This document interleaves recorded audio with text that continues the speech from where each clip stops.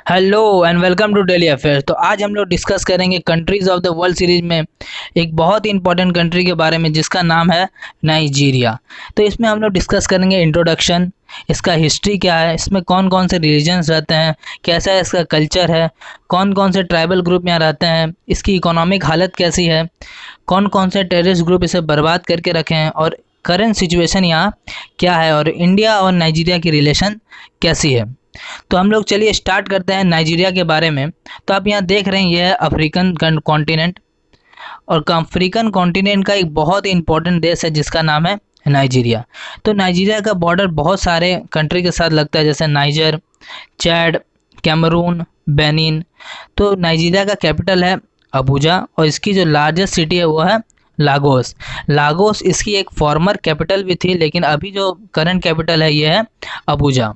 तो अगर हम नाइजीरिया की बात करें तो नाइजीरिया का जो ऑफिशियल नेम है वो है फेडरल रिपब्लिक ऑफ नाइजीरिया और इसकी कैपिटल है अबूजा और इसकी जो टोटल पॉपुलेशन है वो है 21 करोड़ और ये लार्जेस्ट पॉपुलेशन है अफ्रीका की।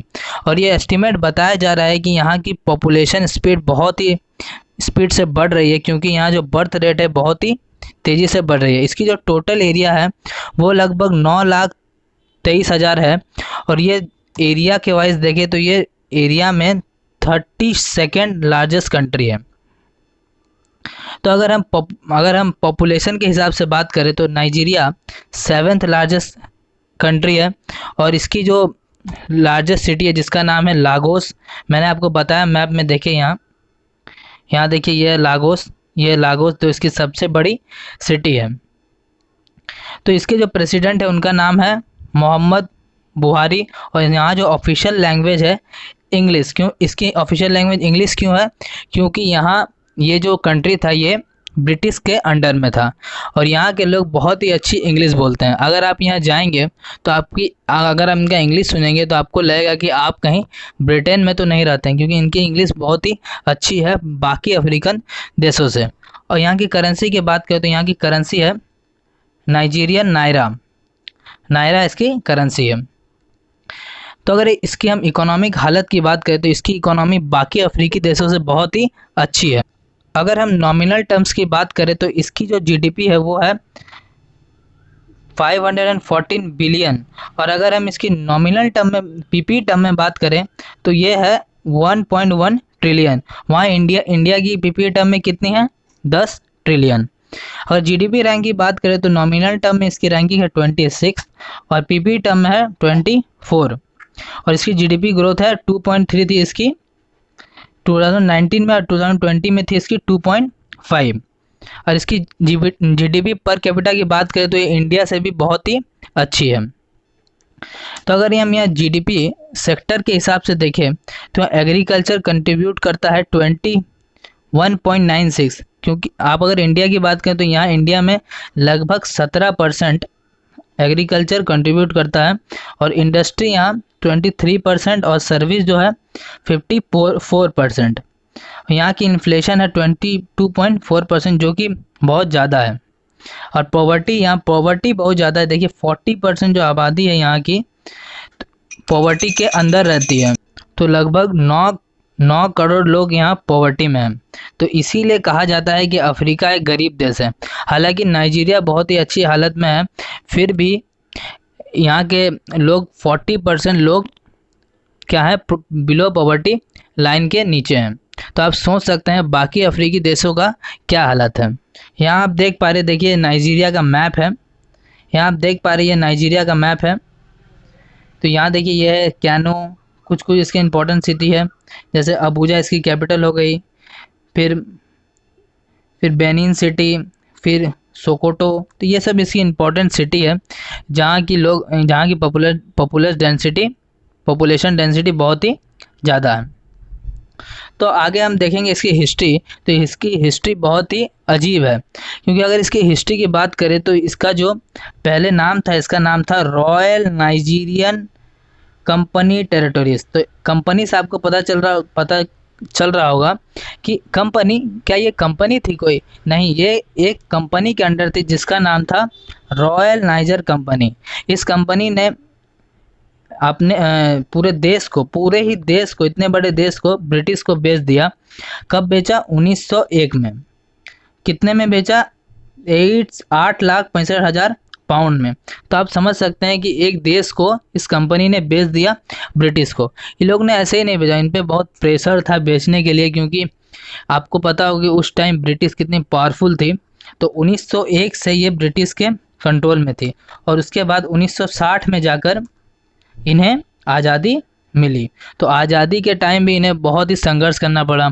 आप लोगों को पता होगा कि ब्रिटिश लोग क्या करते थे, यहाँ से स्लेव लेबर लेके जाते थे और बहुत ही कम रेट में इन्हें दिन भर काम करना पड़ता था। एकदम खून पसीना ये लोगों को निकल जाता था काम करते करते। एकदम बहुत ही ख़राब तरीके से ये लोग को खटाया जाता था वहाँ पे। तो आप समझ सकते थे उन स्लेव की हालत क्या रहती होगी जब वो लोग बाहर के देशों में, यूरोप के देशों में, टी प्लांटेशन, अमेरिका में जब ये लोग जाते थे तो बहुत ही बुरी हालत थी उस टाइम। इसीलिए क्या हुआ कि यहाँ के लोगों ने बहुत ही मुश्किल से इंडिपेंडेंस हासिल की थी 1960 में। तो अगर हम यहाँ रिलीजन डेमोग्राफिक्स की बात करें तो यहाँ मेजोरिटी पॉपुलेशन वो क्या है, मुस्लिम है। और यहाँ जो कुछ रिलीजन है जैसे 50% प्रोटेस्टेंट है, फिर 13% कैथोलिक है। तो यहाँ जो मुस्लिम है ये सुन्नी मुस्लिम बहुत ही ज़्यादा है। और ये जो सुन्नी मुस्लिम है ये लोग क्या डोमिनेट होना चाहते हैं, ये प्रोटेस्टेंट और कैथोलिक के ऊपर, क्योंकि ये लोग नहीं चाहते हैं कि वेस्टर्न कंट्री जो है वो उस पर डोमिनेंट हो, उनके कल्चर ये लोग के इसमें आए। इसीलिए ये लोग हमेशा चाहते हैं, हमेशा ये लोग इसको दबा के रखते हैं प्रोटेस्टेंट और कैथोलिक को कि ये लोग आगे ना बढ़ पाए, क्योंकि ये लोग वेस्टर्न कल्चर को अपने देश में आने से रोकना चाहते हैं। और यहाँ मुस्लिम की आबादी बढ़ने के कारण यहाँ जो इसके नाइजीरियन की पॉपुलेशन है बताया जा रहा है कि बहुत ही स्पीड से बढ़ रही है।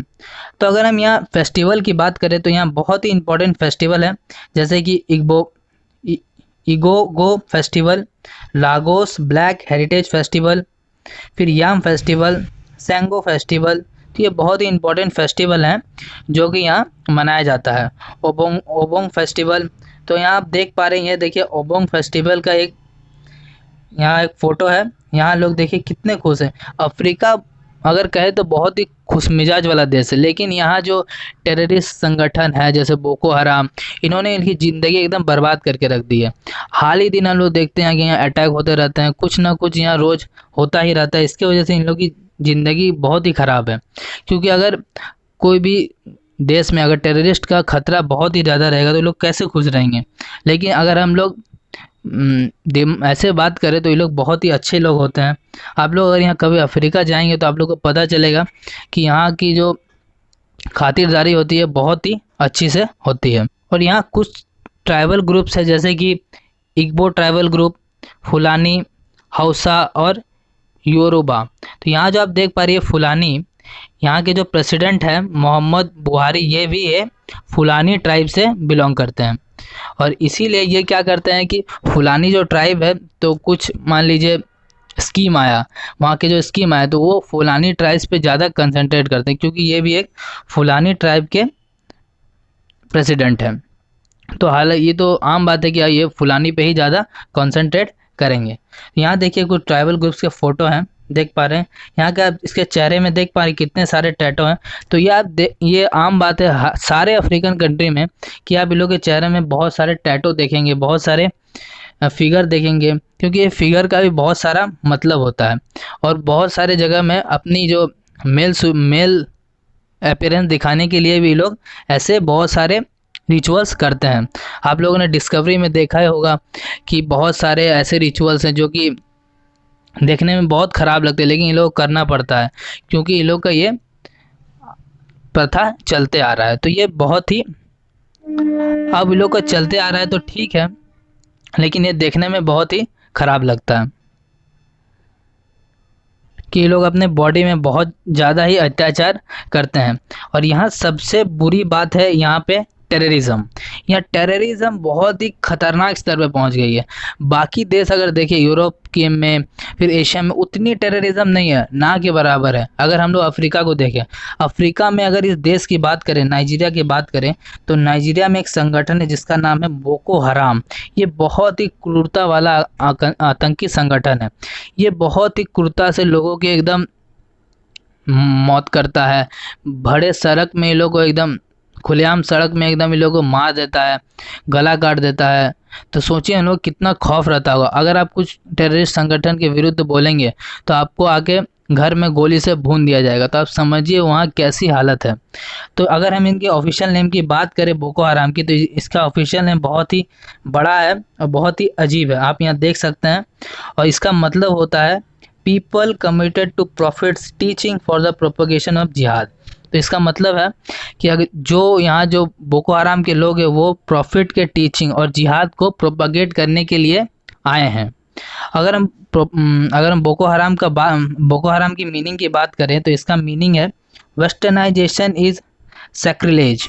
मतलब वेस्टर्नाइजेशन को हम लोग को बिल्कुल आने नहीं देना है। वेस्टर्नाइजेशन के जो लोग हैं उन्हें अपने देश से दूर भगाना है। तो ये इनका बोको हराम का मीनिंग है। ये देखिए, ये बोको हराम का लीडर है मोहम्मद यूसुफ। देखने में ये बहुत शरीफ लग रहा है, लेकिन इसके जो प्लान्स होते हैं बहुत खतरनाक है। हालांकि ये बहुत पढ़ा लिखा है, लेकिन इसके जो प्लान्स है आप अगर सुनेंगे, आपको यूट्यूब में बहुत सारे वीडियोस मिलेंगे जिसमें आप लोग देख सकते हैं कि मोहम्मद यूसुफ कैसे प्लान करता था अपने अटैक को। तो ये बहुत ही खतरनाक आदमी है जो कि बोको हराम की स्थापना की थी कब, 2002 में। और अगर हम लोग बोको हराम की एक्सटेंशन की बात करें तो बोको हराम का एक्सटेंशन यहाँ आप लोग देख पा रहे हैं, यहाँ नाइजर है, नाइजर का इस पार्ट, फिर ये चैड, पूरा यहाँ चैड को इतना दूर ये घेर के रखा था, फिर कैमरून। ये 2015 में इसका ये मैप है जहाँ मैं अपना कर्सर घुमा रहा हूँ। यहाँ देखिए ये जो एरिया है ये पूरा बोको हराम के अंडर में था। तो सोचिए इतना बड़ा एरिया बस एक संगठन अपने कैप्चर में रखा था। और बस ये कैप्चर नहीं करता था, वहाँ के लोगों को बहुत ही ख़राब हालत में रखता था। यहाँ पूरे रेप्स, मर्डर्स, बहुत ही ख़राब लोगों को वहाँ पे ट्रीट किया जाता था।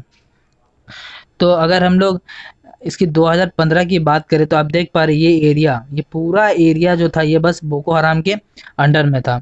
तो इतना बड़ा एरिया ये कैप्चर करके रखा था। तो अगर हम लोग बोको हराम के ऑब्जेक्टिव की बात करें तो बोको हराम का ऑब्जेक्टिव था बस establish Islam and overthrown government, कि वो लोग बस शरिया लॉ और गवर्नमेंट को यहाँ से भगाना, फेंक देना चाहता था पूरे देश से। तो ये इसका क्या है, ऑब्जेक्टिव है। आप लोगों को पता होगा कि बहुत एक खतरनाक इंसिडेंट हुआ था 2011 में। यहाँ क्या हुआ था कि एक आदमी था वो सुसाइड बॉम्बिंग किया था, कहाँ, यूएन ऑफिस में, कहाँ पे, अबूजा में। तो ये बहुत ही बड़ी घटना थी और यूएन ने इस पे बहुत ही कड़ी निंदा की थी बोको हराम के। इसके बाद से क्या हुआ कि ये और भी मजबूत होने लगा बोको हराम। तो अगर हम फिर बोको हराम और नाइजीरियन मिलिट्री में बहुत सारे संघर्ष होते रहे, फिर बहुत ही लड़ाई होते रहे, बहुत ही आर्मी के लोग मरे, फिर बोको हराम के भी बहुत आदमी मरे। लेकिन जैसे कि हम लोग जानते हैं कि बोको हराम में ज़्यादातर यंगस्टर हैं। क्योंकि ये वहाँ पे उन लोगों को पैसा मिलता है, बहुत ही ज़्यादा अमाउंट में पैसा मिलता है। तो इसीलिए यंगस्टर जो होते हैं वो अट्रैक्ट होते हैं ये सब चीज़ की तरफ। तो अभी तक अगर बात करें तो 7,000 लोगों की मौत हो गई है 2014 तक। और यहाँ कम से कम 23 लाख लोगों को यहाँ से भागना पड़ा है। भागते कहाँ हैं ये लोग, जैसे नाइजर और उनके पड़ोसी देश में लोग को भागना पड़ता है। क्योंकि यहाँ बोको हराम लोग पे इतना अत्याचार करता है कि ये लोग सह नहीं पाते इतना अत्याचार। अगर आप कुछ कर रहे हैं, अगर आपको घर में आके अगर आप लोग के परिवार को मार दिया जाए तो आप क्या करेंगे, वहाँ से भागेंगे ही ना। कहीं आप लोग को जगह नहीं है आप छिपने का, आपको खोज के निकाला जाता है, घसीटा जाता है आप लोग को गाड़ी के पीछे बांध के। तो सोचिए आपकी क्या हालत होती होगी। तो अगर आप इस एरिया में रहते हैं तो आप दुनिया के सबसे ख़राब एरिया में रहते हैं। इन्होंने बहुत सारे क्राइम किए, जैसे कि चिबॉक किडनैपिंग 2014 में, जिसमें इन लोग ने 2,276 स्कूल लड़कियों को किडनैप कर लिया था। फिर इस पर मिशेल ओबामा, जो बराक ओबामा की पत्नी है, उन्होंने एक नारा लगाया था #ब्रिंग बैक आवर गर्ल्स। तो ये बहुत ही बड़ा कैंपेन था जो कि मिशेल ओबामा के द्वारा चलाया गया था। और 2018 में इन्होंने और एक बहुत ही बड़ा कैंपेन चलाया था जो था कि दापची किडनैपिंग एक इंसिडेंस हुआ था जिसमें कि 110 स्कूल गर्ल को इन्होंने किडनैप कर लिया था। तो ये लोग स्कूल गर्ल को क्यों किडनैप करते हैं, क्योंकि इनके साथ रेप होता है, बहुत ही बुरी हालत में इन लोगों को रखा जाता है, खाना खाने नहीं दिया जाता है, बहुत ही ख़राब तरीके से इनके साथ ट्रीट किया जाता है। और हाल ही में एक आप लोगों को पता होगा कि गैम्बोरो बॉम्बिंग हुआ था एक मार्केट प्लेस में।